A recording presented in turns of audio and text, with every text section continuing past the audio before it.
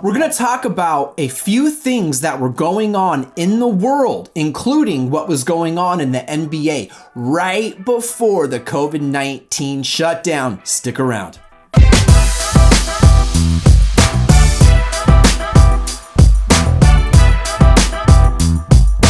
I have a very controversial episode for you today. The disclaimer and preface is that this is a conspiracy theory, no doubt by definition. I have evidence, I do not have proof, but I really took time and prayed about this. I've been holding this for the past year plus. And I just feel a final release to be able to share all of this information with you. So what was happening in the world right before the COVID-19 shutdown? Okay, what was going on that perhaps nobody was talking about, that nobody really connected the dots? So are you ready to go down this rabbit hole with me? Well, let's go, my friend. So this is what we're going to look at first. I got an article here from the Washington Post, and let's pull this up here. This is from the Washington Post. This was by Anna Fulfilled, whatever her name is. And this was posted on May 6th, 2019. So obviously that's about 10 months before the shutdown. But this is very important to understand what was the geopolitical circumstance right before COVID-19. President Trump is, according to the Chinese internet, a Marvel supervillain who can wipe out half of the universe with a snap of his fingers. But in Trump's case, it's the Chinese stock market. He's scorched with his threats to raise tariffs if Beijing does not bend to his demands on trade. So what they're doing here is right around that time on the Chinese internet, Trump was being hailed as he was being villainized as, this Marvel character Thanos, that he was going to wipe out the Chinese stock market. Trump is credited with the sharpest fall in Chinese stock markets in more than 3 years Monday after threatening to increase tariffs on a $200 billion worth of Chinese goods from 10 to 25% on Friday, and to levy a new 25% fee on the remaining $325 billion of Chinese untaxed imports shortly. Trump tweeted, the United States has been losing for many years $600 to $800 billion worth of trade. He tweeted, with China, we lose $500 billion. Sorry, we're not going to do that anymore. Okay, so I really don't need to read much more of this article, but you got to understand something here, that Donald Trump, or they're saying Donald Trump literally collapsed the Chinese stock market with these trade deals, okay? All I can tell you was he is a businessman. He sees numbers. He sees where people are getting ripped off, and he understood that, and he did stand for we the people in America, okay? Period. So obviously there was already a lot of tension between America, Donald Trump, and the CCP, the Chinese Communist Party. But then this happened, and we're going to go to an article here. On October 4th, 2019, Daryl Morey, who was the general manager of the Houston Rockets, he tweeted out an image that read, "Fight for freedom, stand with Hong Kong." Now, within an hour, Rockets owner Tillman Fertitta clarified with his own tweet that the team is not a political organization, but that wasn't enough to stop backlash from China. So basically what happened is China basically cut ties with the NBA and the Houston Rockets 100%. So I want to talk about, well, they didn't cut ties with the NBA 100%, but they were threatening to. But basically, they disappeared the Houston Rockets from their TV. So let's just check out a little bit more of this article. By the end of the weekend, Chinese officials had asked the NBA commissioner Adam Silver to fire Morey for his remarks. However, both the league and the Rockets stood by the GM. Now, this is me saying this. Did they really stand by the GM? Let's find out. Citing a right to freedom of expression, many prominent U.S. politicians of both major parties jumped into the fray as well, with a bipartisan movement of support for Morey. Okay. The NBA's decision to back Morey's freedom of expression initially led to an apparent boycott of the league in China. Now, in February 2020, Silver said the NBA could lose $400 million as a result of that fallout. As the 2019-20 season moved along, the initially icy relationship between China and the NBA did show signs of thawing. However, as of the 2020 playoffs, Chinese networks still did not air Rockets games. Even against LeBron James, against LeBron James and the star-studded Los Angeles Lakers. By contrast, playoff games were involving all other teams were shown. So basically, the Chinese television stations disappeared the Houston Rockets, did not play one of the most high-profile games that really should have been aired. In light of the Houston Rockets were the ones that had Yao Ming on the team for years, and Yao Ming is a supporter of the CCP, the Chinese Communist Party. He is a big proponent of that. So you would think that the highest profile team in China, the Houston Rockets, and the highest profile team in America, the Lakers, would have had this TV event, the playoff game, be shown in China. But nevertheless, they didn't care about the money, because they're looking at the long-term effects of true freedom of speech, you see. Now, it's very important to note that Daryl Morey did step down as the general manager of the Houston Rockets. Now, this is me speaking. This is my opinion. I believe that this is a form of bowing down to the CCP because they want to repair the relationship with the Houston Rockets and China. Again, because Yao Ming was on the Houston Rockets. He was a Chinese player. He was drafted into the NBA, and there is a lot of money because they are the biggest team in China that people want to watch because of that relationship. So I do believe this was a monetarily fueled decision by the NBA and Daryl Morey. So ultimately, again, in my opinion, the NBA and Daryl Morey bow down to the CCP. It's very important to understand what Daryl Morey's tweet was in light of. So what was happening in Hong Kong, what was happening in China around that time when he tweeted out support for the Hong Kong protesters. So I found a pretty good article on this. Let's just go right into it. It's off of bbc.com. And it's basically, it's just a really good article on the information of what was going on. So let's thumb through this a little bit. Hong Kong protests started in June against plans to allow extradition to mainland China. Critics feared this could undermine judicial independence and endanger dissidents. Until 1997, Hong Kong was ruled by Britain as a colony, but then returned to China under the one country, two systems arrangement. It has some autonomy, and its people have more rights. The bill was withdrawn in September, but demonstrators continue and now demand full democracy and an inquiry into police actions.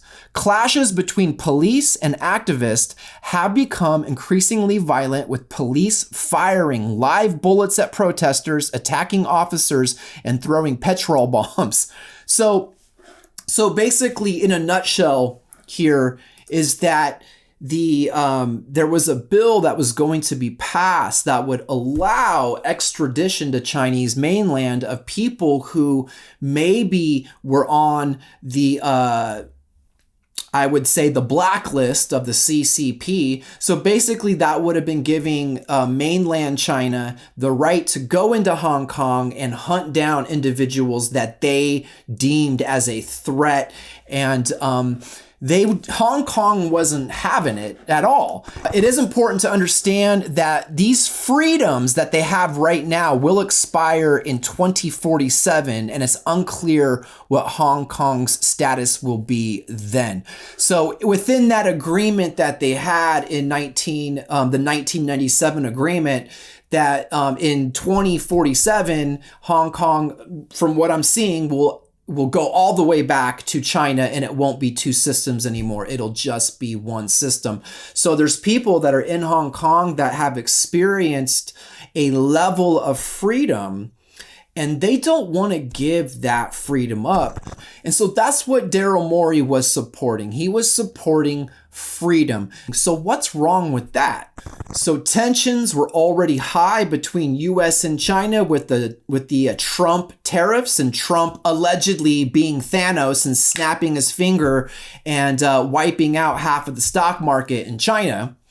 Then you got Daryl Morey tweeting support for the Hong Kong protesters in a very, very amidst social unrest like we haven't even seen here. And really it was validated social unrest.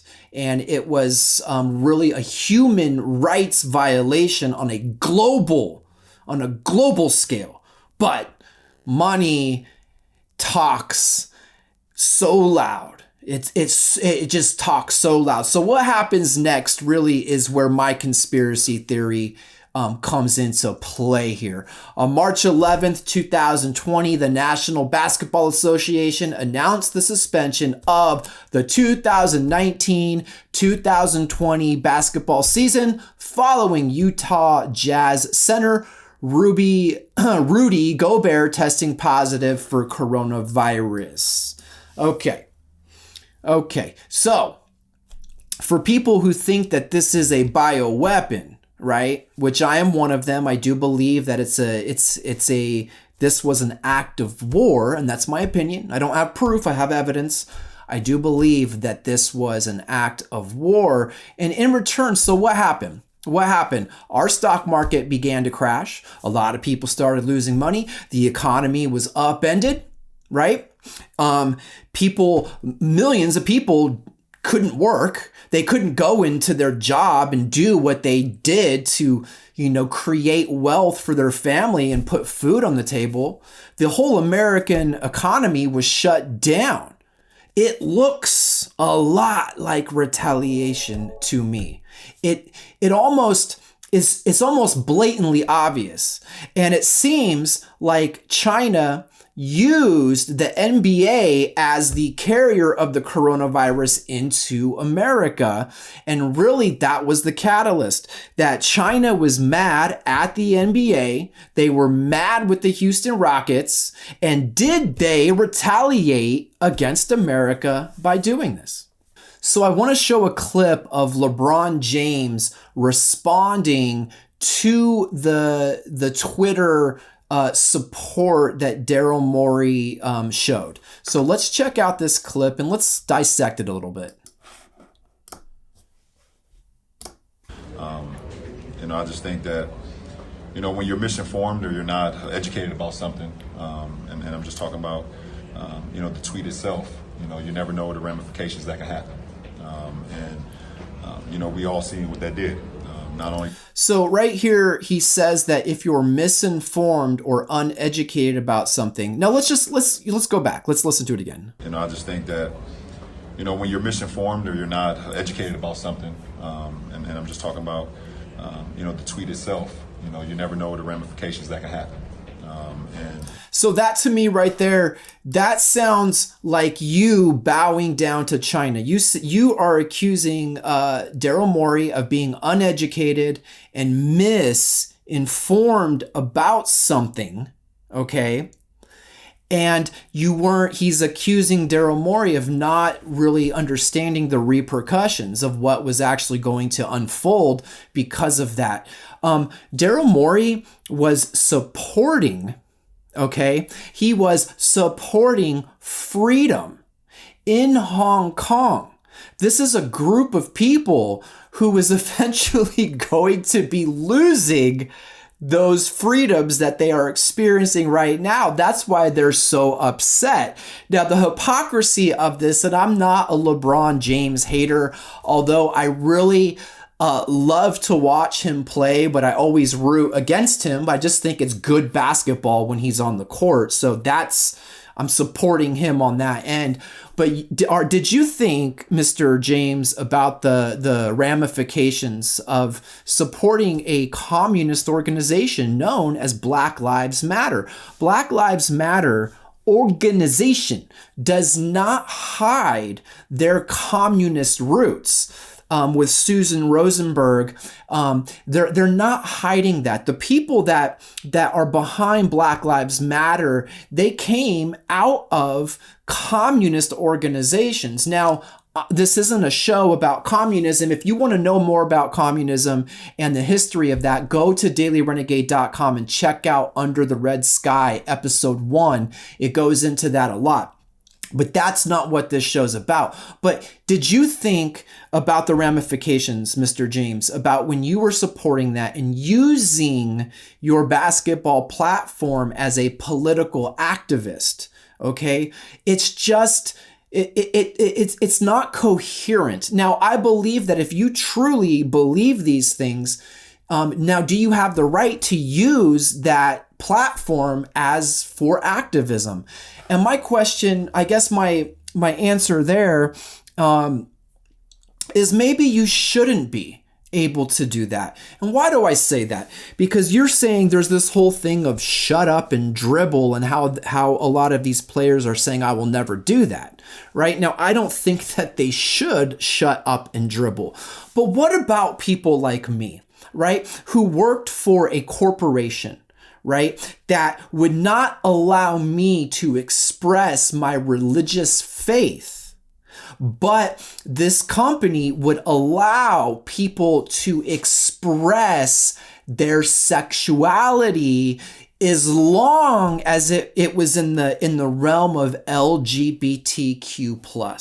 Right? They could express that with a shirt. They could express it with a pin, a flag, a hat, but I could not express my faith on the job. Right? So I was basically told you were hired to make lattes. You don't need to talk about your faith. Okay. But yet these same people that didn't even work, most of them didn't work as hard as I did.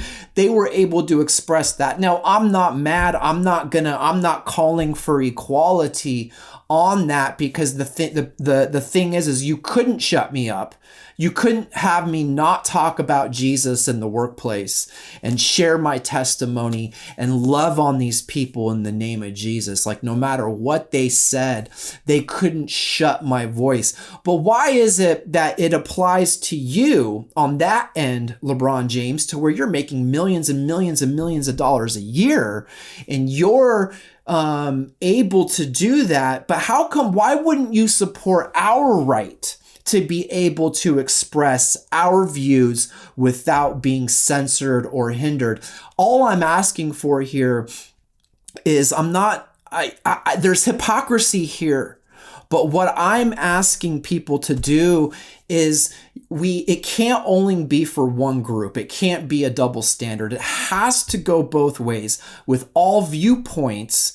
Otherwise, it is oppression, period. So let's go back to the beginning of this interview and see what LeBron James says and see if that is actually coherent in light of him throwing Daryl Morey under the bus and accusing him of being misinformed. So let's check this out.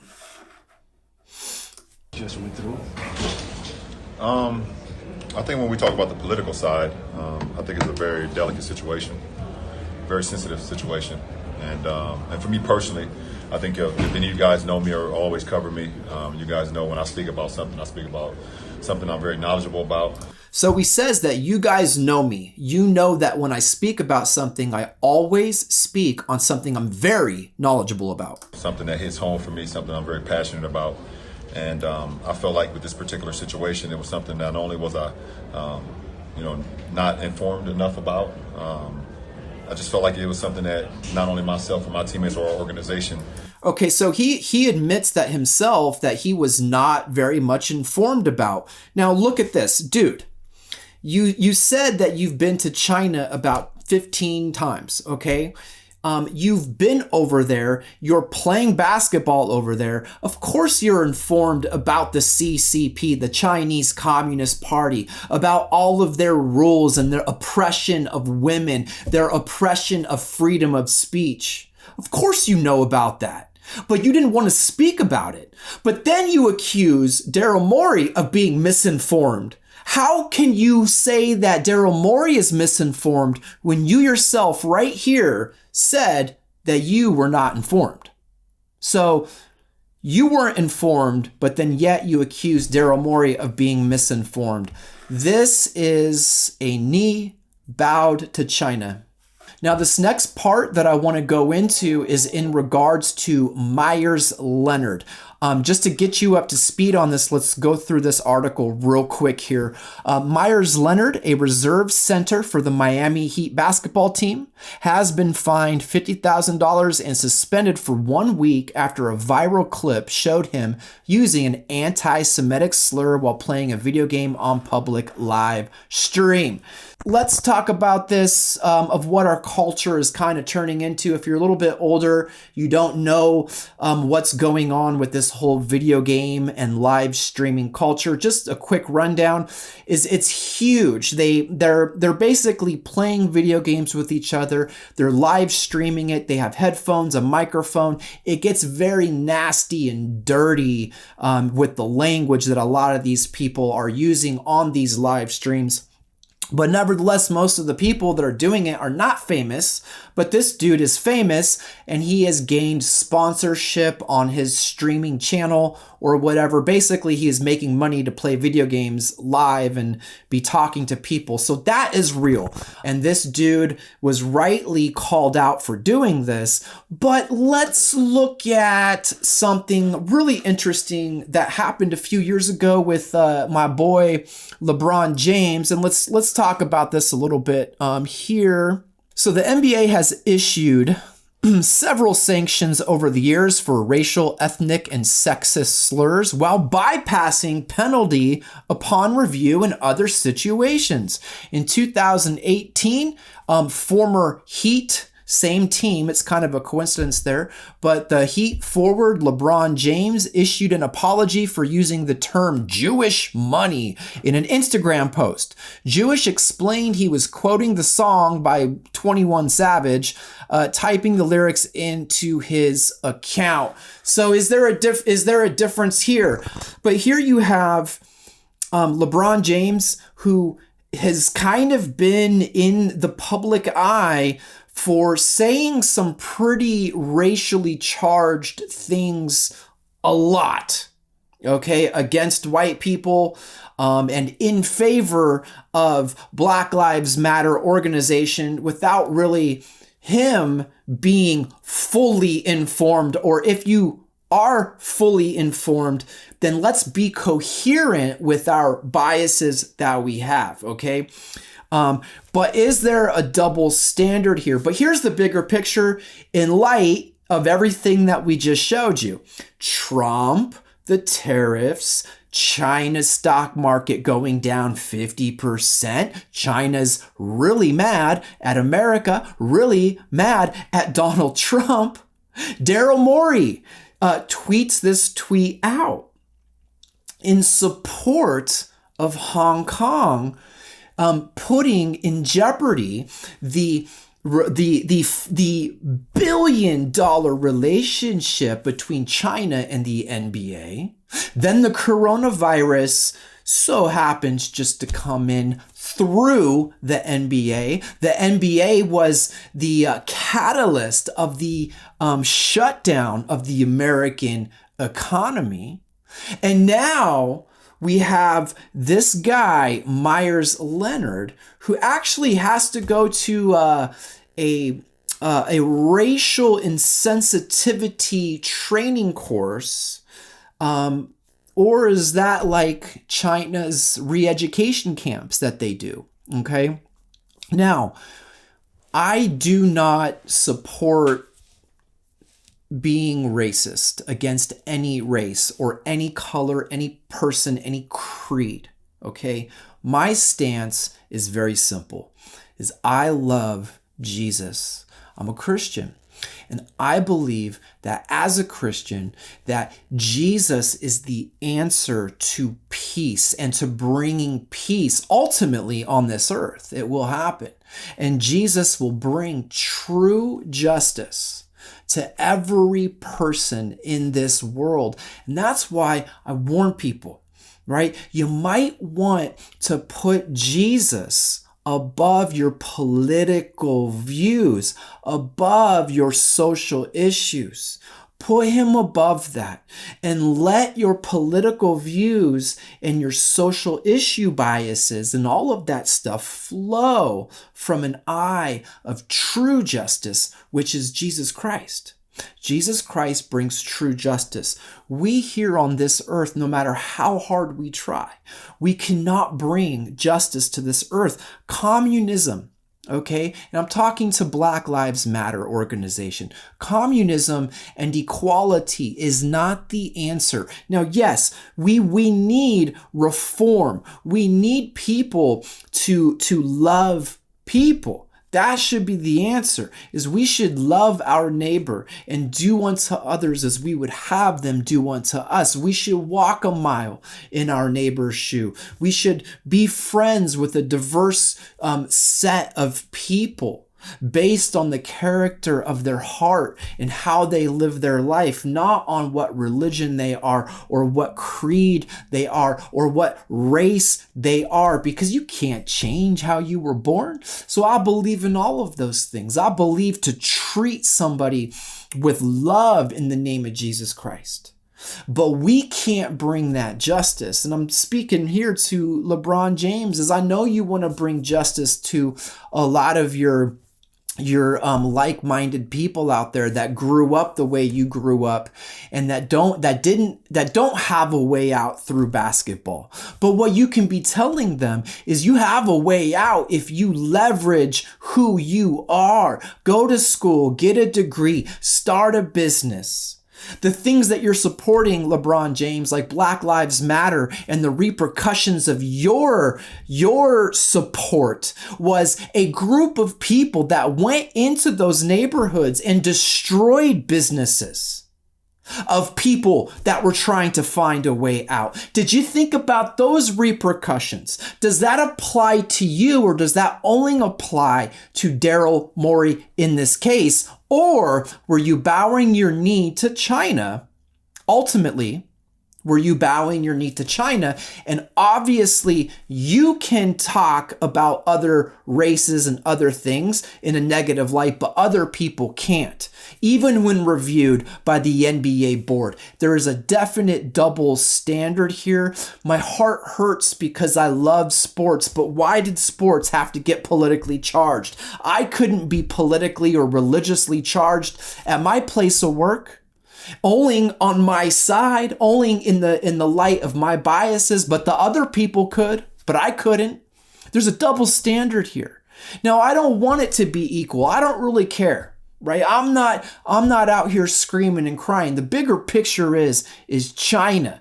And this whole thing about somebody says something out of a mistake or they're just a jerk, right? And then the whole world turns upside down. This shouldn't be breaking news. Who cares? The dude's playing a video game. He said some dirty things. He's a jerk. No doubt about it. No excuses. No excuses. But why is there such a ripple effect on this? Why does he have to go to re-education camp? I don't get it. We are becoming a communist country, people. We are bowing our knees to China. Stop. I know there's a lot of you out there who believe the way that I believe and see what I believe. Open up your mouth. Speak the truth in love. Hey guys, until next time, my name is Mike Stibbs and this is Detox Babylon.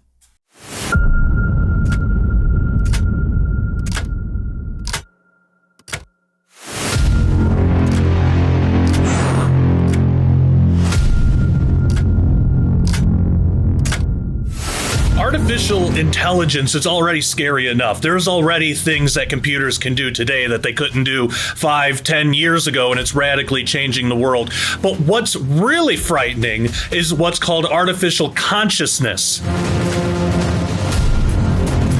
See, we understand intelligence. Scientists do not understand consciousness. What is consciousness? That is a big question in the scientific community today. One such theory is that consciousness is an interaction between particles and what's called a quantum field. There might be a quantum field called the cortical field, and consciousness might be an interaction between particles in our brain called corticons and this cortical field, and that interaction is consciousness. Could you actually create an artificial consciousness, a type of physical consciousness that's not human, it's not animal, it's not anything really, it's artificial, but still there's some kind of spirit in there? And if that is possible, could that explain the image of the beast? Because in the book of Revelation, it says that the image of the beast has life. Could this be a type of artificial life that when you see it from the outside, it seems real, it seems just like us, but really it's an artificial interaction with the cortical field?